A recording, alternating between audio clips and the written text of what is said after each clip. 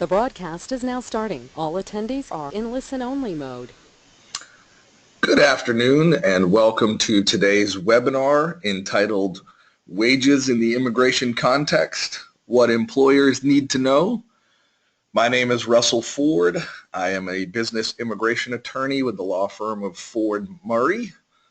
First and foremost, please allow me to apologize for my voice. I'm struggling with a cold, so if you hear or if my voice comes across as strange or cracking, I apologize for that, but we'll muddle through and hopefully give you the information that you need and want concerning wages and how they impact immigration cases.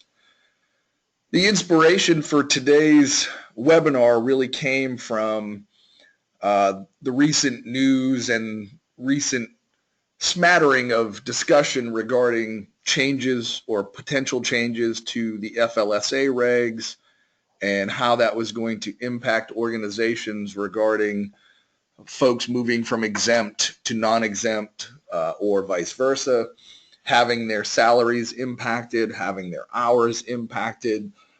And so in thinking that those changes may come down and in organizations may react to those changes, we wanted to get you ahead of the curve in terms of also adding into your thought process, how do wages or how must I consider wages for those folks who may be impacted by these changes and who are here or working for you in a immigration status, so that you're not just thinking of FLSA or even if it was a standard layoff consideration. So you're not just thinking about that in a box, but you're also considering some of the immigration impacts that may occur or may happen as a result of those changes. So again, we wanted to get you ahead of the curve and have you here and present with what wages are and how they can impact an immigration case. Again, I'm Russell Ford. Our contact information will be at the end of the presentation. If you have questions that crop up at any point in time during this presentation, please write them down. You can email me after the fact, and I'm happy to answer as many questions as I can, and look forward to you guys getting some solid information today. That being said, let's look at what we're going to cover. We're going to talk a little bit about visa types that have a specific wage requirement. And what I mean by that is by statute or regulation, the government requires that you, an employer, pay a specific wage or above that wage to an employee at your organization.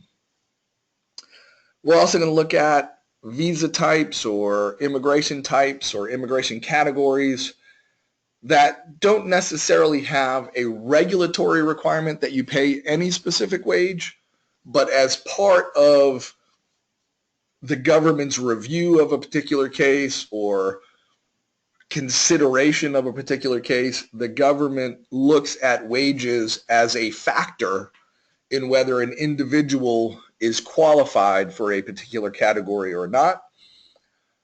We're also going to then look through, well, how does the government calculate wages? What is it that they're doing to get to this thought of what a person should be being paid for that position, so that you can better understand the government's thought process, incorporate that thought process into your thought process, and help you better make assessments regarding wages, better make assessments on how wages may impact a particular individual in case. And again, as we move forward into the discussion, think about how changing someone from exempt to non-exempt and vice versa may or may not impact the immigration status and the wages that they're paid. And we're also going to look at, lastly, the interplay between immigration law and employment law. Now, as a caveat, we are a business immigration firm. We don't practice employment law per se, but we're going to touch upon certain things, FLSA, Family Medical Leave Act, things of that nature where leave is granted or can be granted by statute, and that leave can have an impact on immigration. And our discussion is going to focus on where immigration intersects with employment law and how you as an employer need to see that intersection, and how you as an employer can work within that intersection to make sure you're covering the immigration and the employment base.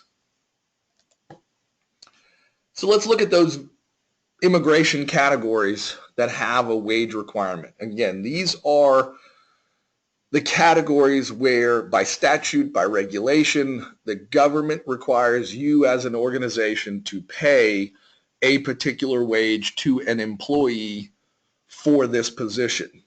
You have H1B or H2A seasonal workers, whether they're non-agricultural or agricultural, that have a wage component.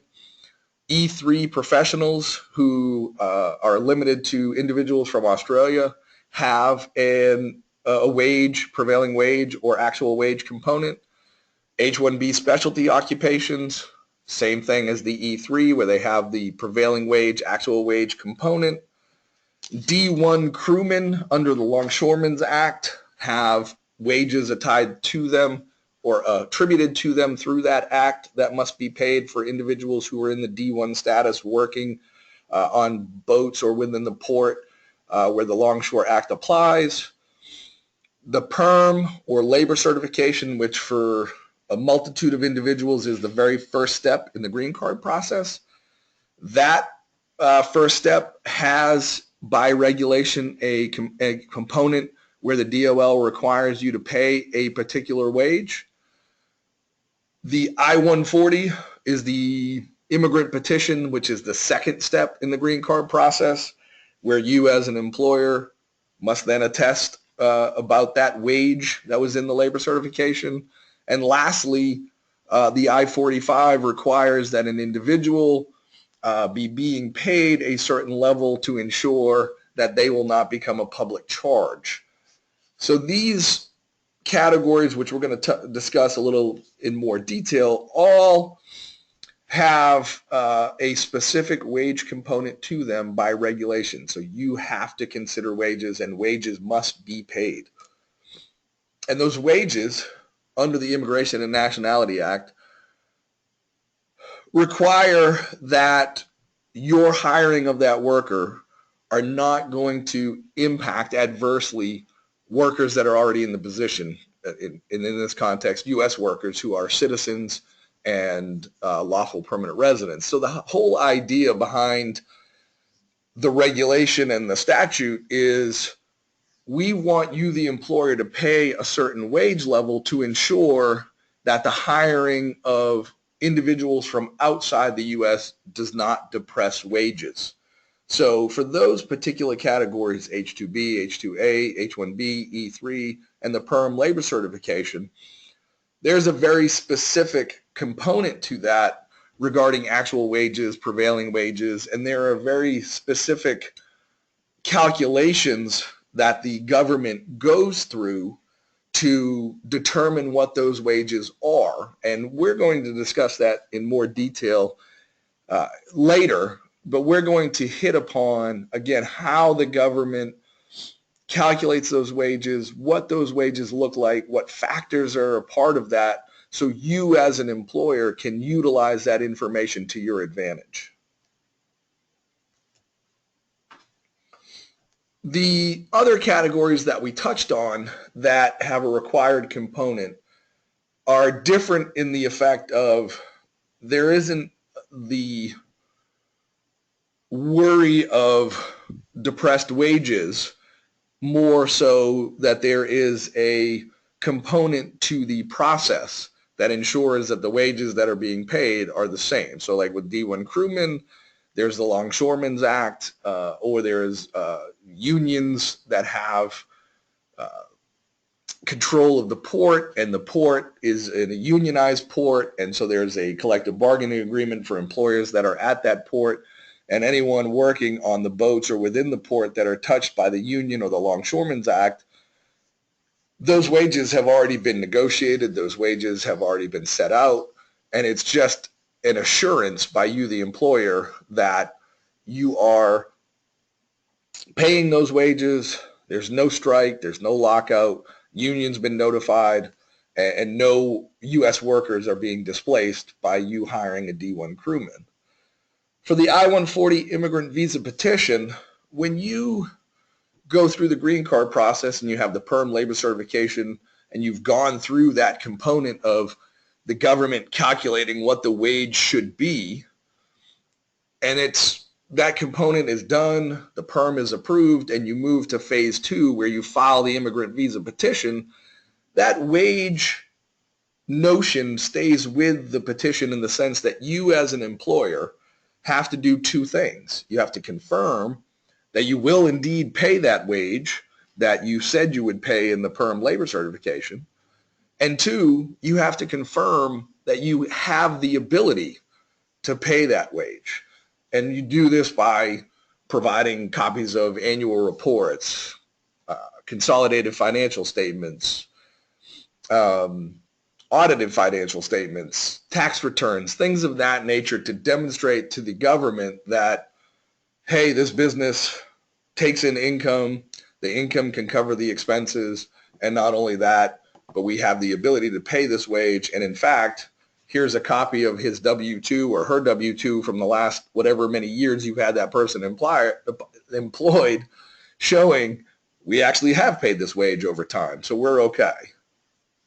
Lastly, when the individual gets past the I-140 stage and can move into the I-45 application to adjust status, they then carry maybe not that particular wage burden, but they carry a wage burden in the sense that the government requires any individual who files a 485, they must demonstrate that they are making sufficient income that they can support themselves and any dependents they have in the application in a way that ensures or makes the government feel comfortable that this family will not end up on public support. They won't file for any kind of assistance or governmental assistance.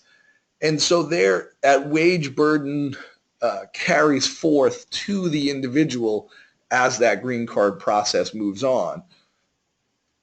And so that really, especially in the green card context, this notion of wages and being paid and what you have to be paid and how the government is involved in that really carries throughout that whole process, so that you, the employer, and the individual involved need to be cognizant of it, need to be prepared to deal with that issue, and having this information, I think, will better render you capable of understanding and working within the confines of what the government uses. What about those immigrant or immigration statuses that are not necessarily required to have a wage component, but the government in practice looks at wages as a factor in determining whether that status should or should not be provided? For instance, you've got L1A, intracompany transferee multinational managers. We've seen in practice over the years that one of the quote-unquote unwritten categories that's not in the regulations but the government looks at is this concept of the wage you are paying to that intracompany transferee.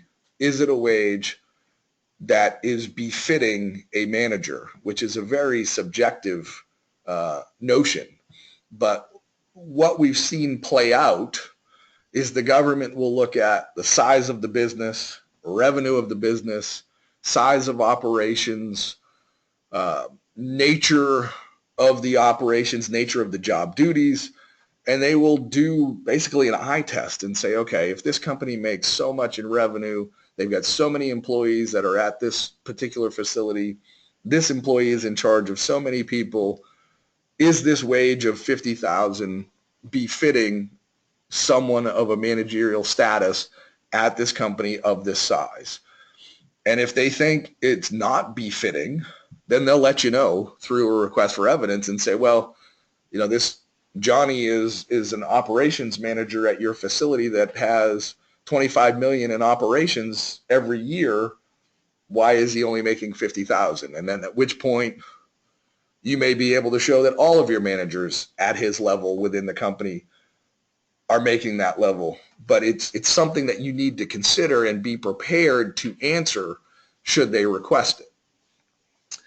The O1 and the EB1, the corresponding green card category for extraordinary ability, both have a regulatory component. So I considered putting them in the prior slide, but really it's not a regulatory component that says you must pay this wage, which is why I put them here.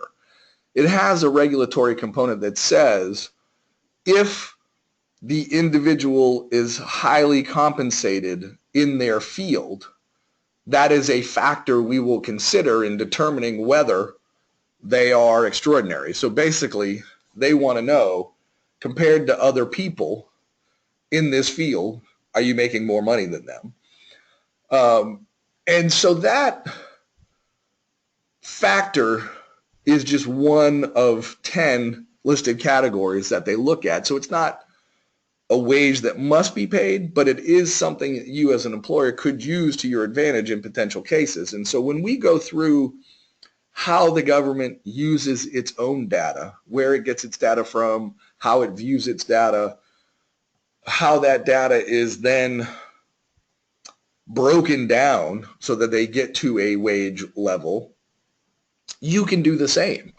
You can look at your employee who you're considering for an O1 or considering for an EB1 and say, well, let's go to the government data. Let's parse through it and let's see, you know, maybe the prevailing wage for someone in this field is 75,000 and our employee is making 150. Well, we're going to use the government's data and say, yes, he is highly compensated in this field. Your data says the average person makes 75,000. Our guy's making 150. Clearly, he's extraordinary. So it is something that you can use, can develop, and can break down to your advantage in those categories. So let's look at that then. How are wages calculated? How are wages used? How does the government use this information, and how can you as an employer also use this information? The first concept that you should be cognizant of or you should look at is this concept of actual wage versus prevailing wage. For some of the categories that we've discussed today, H1B, H2B, E3s, those categories, you must consider these two components. The actual wage is generally the wage that you as an organization pay to similarly situated employees within the company. So if you have 10 executive assistants at your organization, you would essentially look at their wages, do the calculation, determine what the average wage is for those employees, and that becomes the actual wage for an executive assistant at your organization. Conversely, the prevailing wage, the government looks at all executive assistants within your geographic location and basically does the same calculation. This is based on the survey data that was provided to us. This is what all the executive assistants are making. So the average executive assistant in your geographic location is being paid Y. In an H1B, H2B, E3 context, as an employer, you've got to pay the higher of those two wages. In other contexts, like the PERM and I-140, we're only looking at the assigned prevailing wage determination that the government has said, this is the absolute baseline for wages that you must pay in this context. So we'll break down how that prevailing wage is arrived at, but in understanding that concept, you'll be able to see where and how you can use that information. If your organization, if the position is governed by a collective bargaining agreement or a service contract agreement, then the government has stipulated that those wages have already been negotiated at arm's length.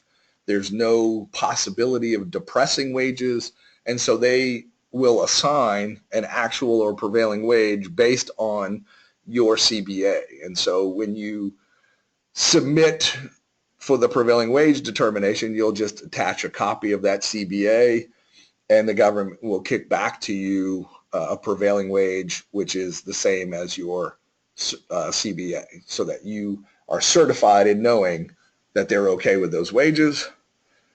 The big issue, especially these days where employees are more mobile, organizations require employees to be more mobile, oftentimes we find that individuals are working for an organization in more than one location. If they're going to spend any amount of time or any significant amount of time in more than one location, then as an employer, you need to ensure that when you're looking at prevailing wages, you're looking at them in all of those locations, whether it's 2, 3, or 4 locations that the employee is going to work. You need to look at those multiple locations, do this calculation in terms of prevailing wage so that you can understand I am paying, and you can confirm that you are paying the prevailing wage in each and every location, and you are not going to be concerned with depressing wages or the case not going through because the government thinks you're depressing wages or anything to that effect, because you've done your calculation, you've done your research, and you've seen that you're okay in terms of wages. So what does the government consider? What does the government look at when they are considering prevailing wages? From a big view perspective, the first thing the government looks at is the nature of the job offer. On this slide, you see that there is a link to the ONET online, which is what the government uses in order to better understand the position that you're filing for. And what I mean by that is the government used to use this thing called the Standard Occupational Classification. That has been wrapped into the ONET. And so the government will look at the nature of the job duties, review those duties, and say, this position, based on these duties, appears to fall within this occupational classification. And the occupational classifications are many, but the categories are broad. And oftentimes, you'll find that 3 or 4 jobs at your organization that you may not consider within the same classification, when you go to ONET online, all end up within one classification in the government system. And so that's going to be one part where you have to reorient a little bit of your thinking. But they look at the duties and they assign an occupational classification. Once they've done that, they then move to, where is this person going to be working?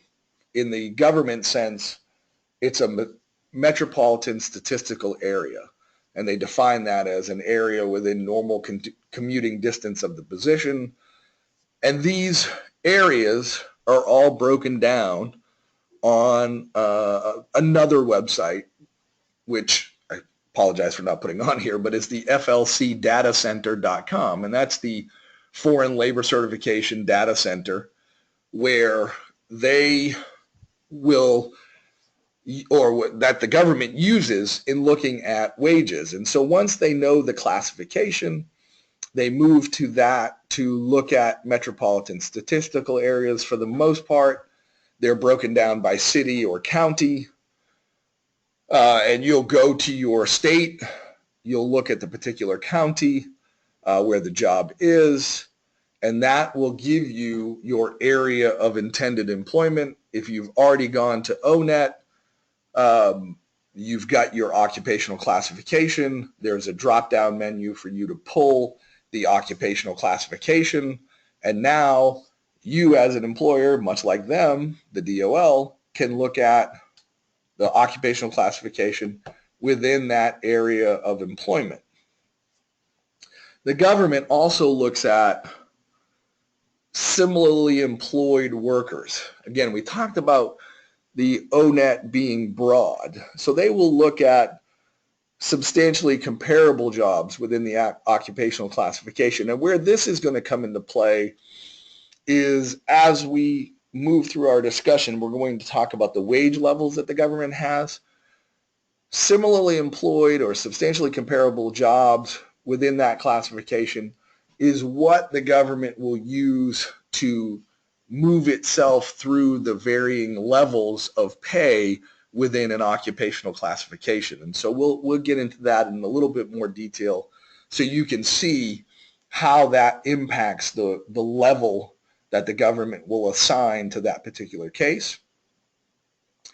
And then lastly, they look at your industry. If you are an institution of higher education, if you are a nonprofit government research organization, if you're related to an institution of higher education, then there is on that FLC data center a specific database for you.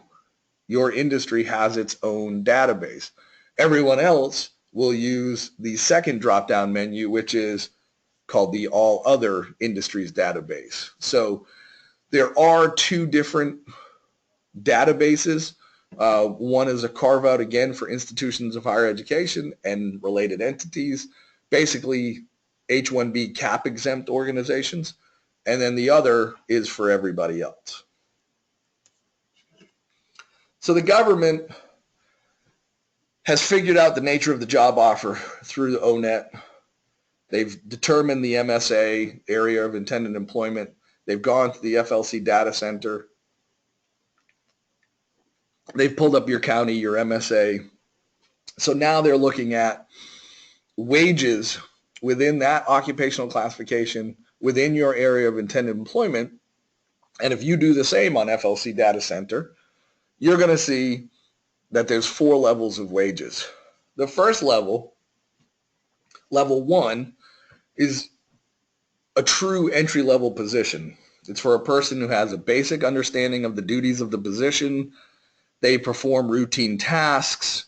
They're often supervised pretty strictly. They receive very specific instructions from their supervisor on how to do the job, how the job should be conducted.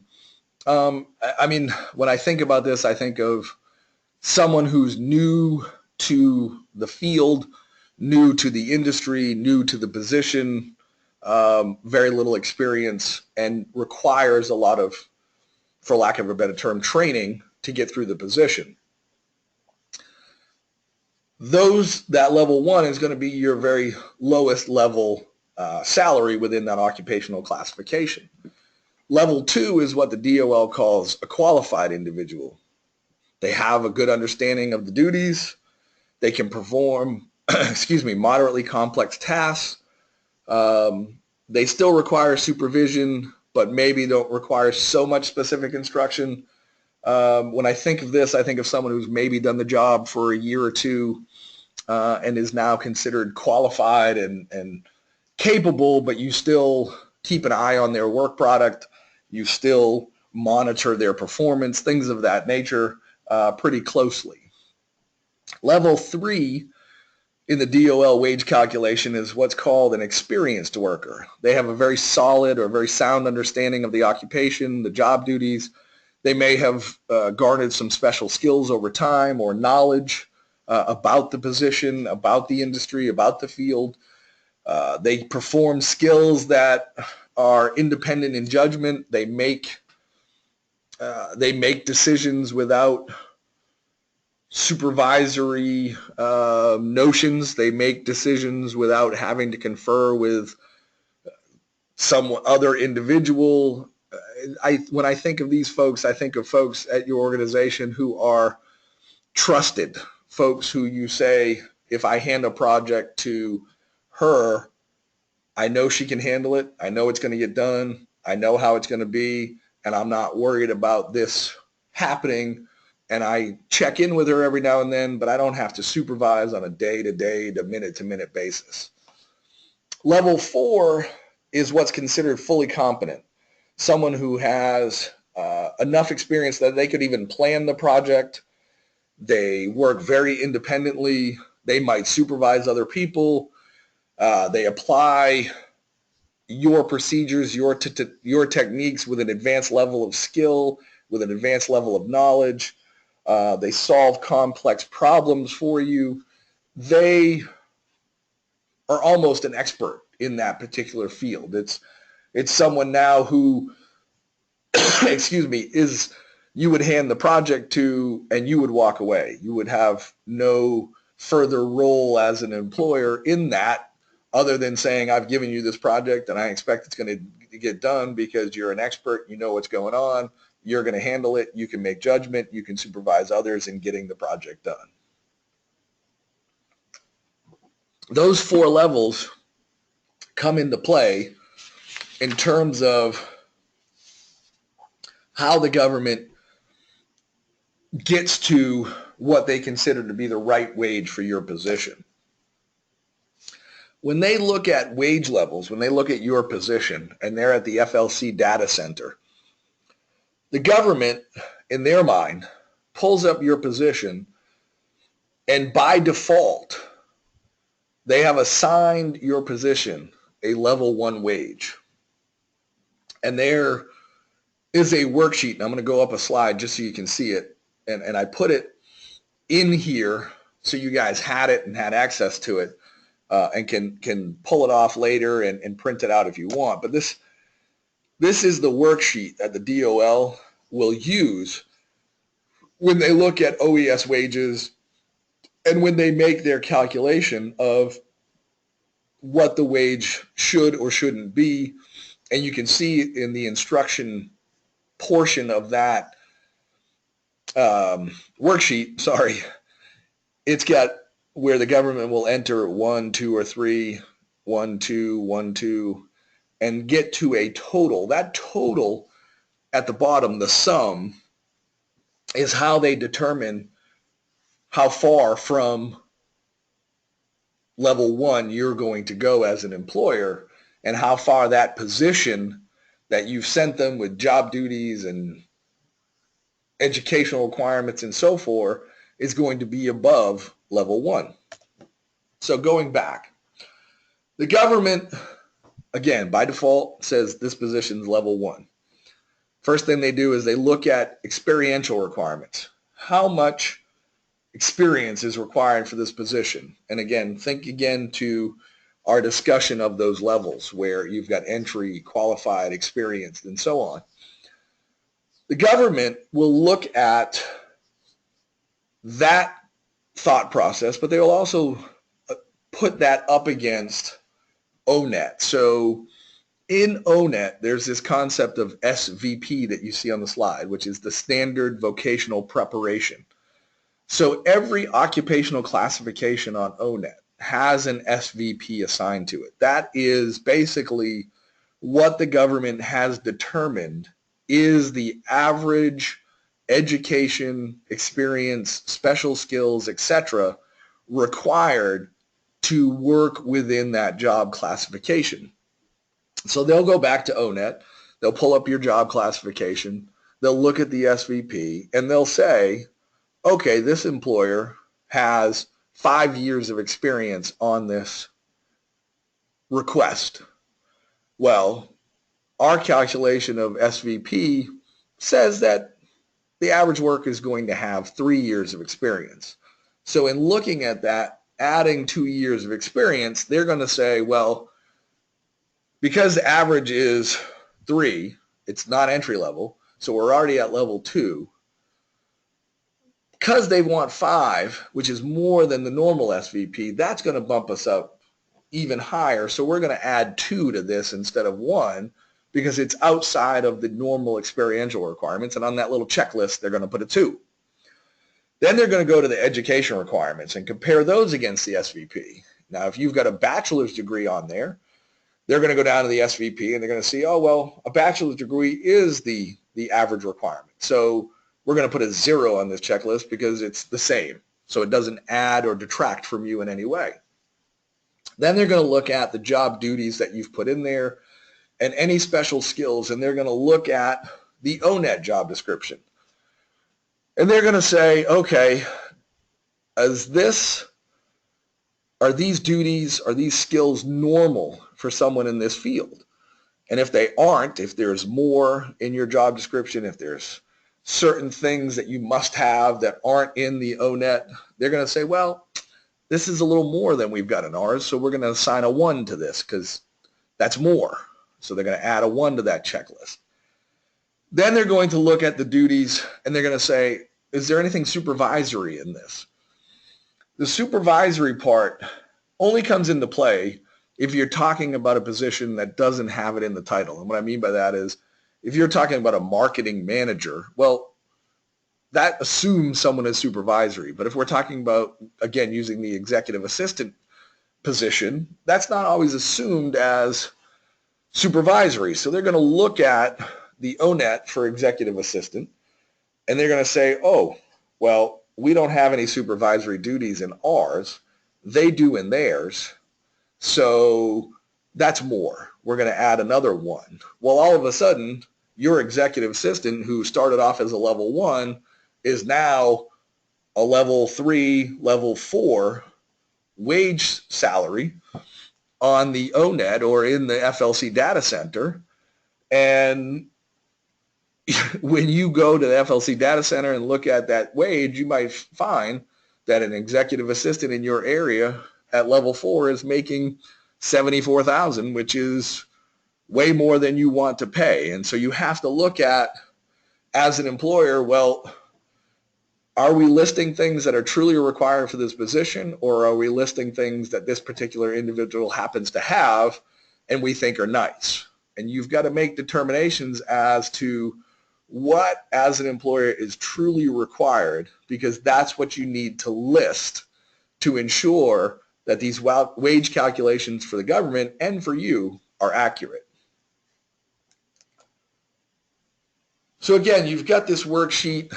You can see that the government starts you at level 1. They add the years of experience. They add the education and so on. This sheet can be very helpful for you as an employer in, 1, understanding what the government does, 2, getting a better grasp on ONET and how you can use it as an employer to help you look at job classifications and understand where your positions may fall within those job classifications. And this will come into play perhaps when we talk about the intersection of employment law and so forth. And then 3, how the FLC data center comes into play for you as an employer, and how you can, before you even get to the place of throwing your position at the government, you might have looked at and done your own checklist and said, whoa, with these requirements on here, we've got a level 4, I think. We're not prepared to pay level 4. None of our executive assistants make that much. I need to go back to the supervisor and make sure that they fully understand what we're working with, but also that the supervisor isn't listing things in here that he wants or she wants, but may not necessarily need or require, or the organization may not have required for any other executive assistant.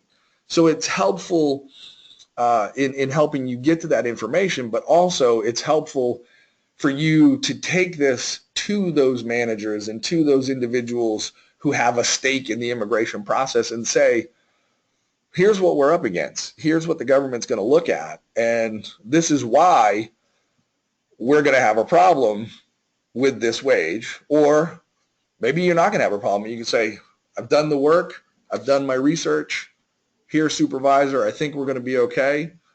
Here's the information. Are we good to move forward? Everybody's happy, and off you can go. So now you understand how the government gets to the wage. You've done your work. You've done your legwork. You've been a diligent individual within the immigration world. You're paying the right wages. You're doing the right things. And now all of a sudden, salaries change. Someone's getting a raise. Someone's moving positions. Someone's moving up the ladder. You look at that, and now you know in the immigration context, that could have an impact. This is a change. I better check it out because I understand wages. Well, for H1Bs, E3s, individuals where there is a labor condition application that you submit as part of the process, you know that you've got this public inspection file requirement. And if you don't, here's a little plug for the firm. You can go to our website, fordmurraylaw.com, go to our video section, and there's a whole training on public inspection files on there that you can listen to and watch. And then you'll know, oh yeah, there's the public inspection file requirement that I have. But you'll see that with a standard raise where maybe duties haven't really changed, maybe you got a couple more duties, but you haven't really moved positions, you're just moving up the standard corporate ladder. Well, this isn't a change in employment requiring a new petition. This is just, okay, I make a note to the public inspection file that this person's being paid a new wage. This new wage still continues to be above the prevailing wage. We're good, and I can move forward. Well, what if that raise does include a significant change in duties, or a change in location, or it is a complete level change where the person now is a supervisory IT member versus where before where they were just a member of technical staff, where they were one of the cogs in the wheel, for lack of a better term, and now they are the axle that spins the wheel. Is that significant enough that it's a change in duties? And if it is, then you may require a whole new application because that's new employment and it's going to be a new job classification. Now you know job classifications because you've looked through this presentation, you've gone through the ONET, you know what job classifications are and how they impact things, and you can say, this change might move someone to a new job classification. This is a material change. I'm going to have to file a new petition to get this person into the job and not impact their immigration status. On the reverse side, and even more impactful, what if there's a reduction? What if someone hours are cut because the plant isn't getting as many orders as it got last year and you as an employer need to scale back operations, or they aren't performing the duties of the position that you hired them for and you want not to fire them, but you've got to move them into a new lesser position, something that requires more supervision or more training. Any reduction in salary as a result of anything to do with employment is going to have an impact. The first and foremost, you're going to have to look at, does that reduction take the individual below the actual wage? Does that reduction take the individual below the prevailing wage? Or in the green card context, if I have a perm that's been approved, does that, or even pending, does that reduction take the individual below the wage that I said I would pay in that perm process? Because that reduction and moving below those wages, which are required wages, could mean or could have disastrous consequences. It could mean the person is out of status. It could mean you as an employer aren't meeting your obligations and you could be penalized by the government for not meeting those obligations.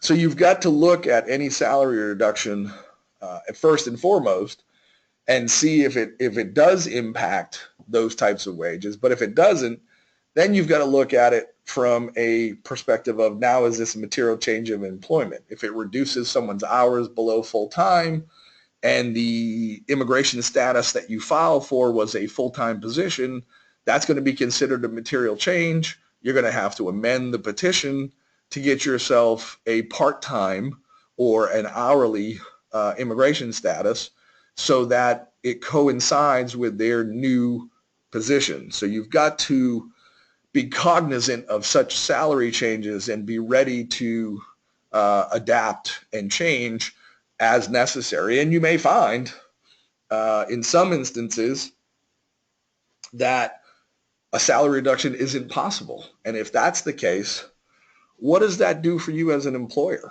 I mean, if you find that any reduction in someone's salary is going to render them below those wages that you're required to pay, and you're not willing to pay those wages anymore, does that mean you now have to terminate that employer because you can no longer sponsor their status? Those are things that you need to consider as you move through, not after the fact, but before the fact. So if you're considering a plant closing for a temporary period of time, or if you're considering requiring everyone to take 2 weeks of unpaid leave, before you make everybody do that, you can look at who do we have in immigration status that's going to be impacted by that, and what are the consequences of what we're trying to do on that individual.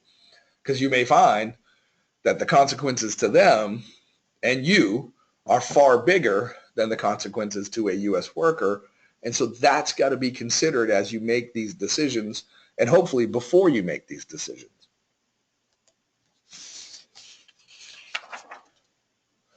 What about the situation, well, we handled temporary shutdowns, but what about the situation where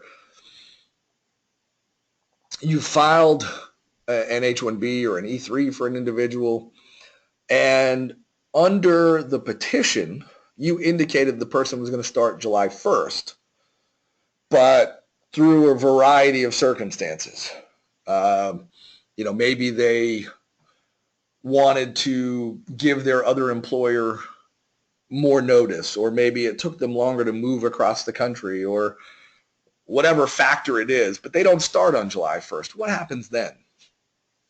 There is some flexibility in the regulations in the sense of, if an individual is not available to start when the petition starts, for those reasons that we just discussed, and those reasons are based on the individual, then you as an employer are not required to start paying wages on that day, but the caveat is within 60 days of that intended start date, the individual must make themselves available, or the petition must be withdrawn, or you've got to start paying those wages. So that's one thing to look at. I also highlighted the fact that if it's the individual, if you, the employer, filed an H1B and there was an LCA and the start date was July 1st, but after the fact had a slowdown or had a notion where the contract you thought was going to come through isn't going to come through until September 1st. So you want to take advantage of that 60 days. Well, you as an employer don't have that same flexibility. You can't say, well, we're slow now, so we don't want you to start for 60 days, because the individual is willing and is ready to accept the position, but you are not ready to take them on. So in that instance, you would actually have to withdraw your H1B and refile it with a new start date, unless you wanted to start to pay that individual on July 1st. What about temporary leave? Temporary leave is very similar in that same discussion, in the sense of, if an employee comes to you and says, I need 2 months off because my parents have arranged a marriage for me and I need to fly to my home country. I need to be home for 2 months to go through the traditional wedding process where we meet the bride and we exchange dowries and we meet the family and we have extended parties and we finally have the wedding and then we have our honeymoon and then I have to gather my stuff and then I have to come back. So I need 2 months to go get married and then come back. I want you to hold my job, but I understand that I don't have 2 months vacation. In that scenario, as an employer, because it is requested by the individual, it is a temporary absence, and it's based on their request, not a medical request, then there is the opportunity for you as an employer to say, okay, we're going to place you on temporary unpaid leave. It's not going to impact our wages. It's not going to impact the requirement of our wages because we didn't request that leave.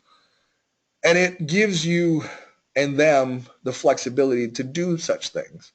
Now, again, conversely, if you came to the employee and said, we need you to take 2 months off because work is slow and we're just not going to pay you, that creates an entirely different scenario and what the government will call benching, meaning you are trying to keep them on hold, not live up to your obligation under the wage system, and they will not allow that. And this becomes similar to the temporary shutdown in that if you have H1B workers at a location where you want to do a shutdown or you want to have them be on temporary leave that's unpaid, you may find that your H1B workers are ineligible for such leave, and you're going to have to, as an employee, figure out, well, how does that impact me? Can I move them to another location? Can I shut down the operations but have my 10 H1B workers still come in? What does that look like? How do I make that happen?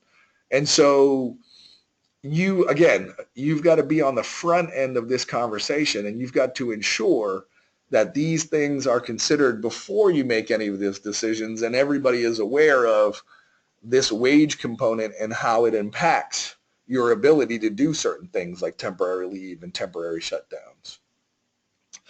So what about our first foray into employment law and how it covers the intersection? Well, a lot of times you'll have state statutes or federal statutes like FMLA, ADA, and so forth, where an employee is entitled to leave for certain reasons, a disability, a medical emergency, or some other situation where they qualify for state or federal leave in a particular situation.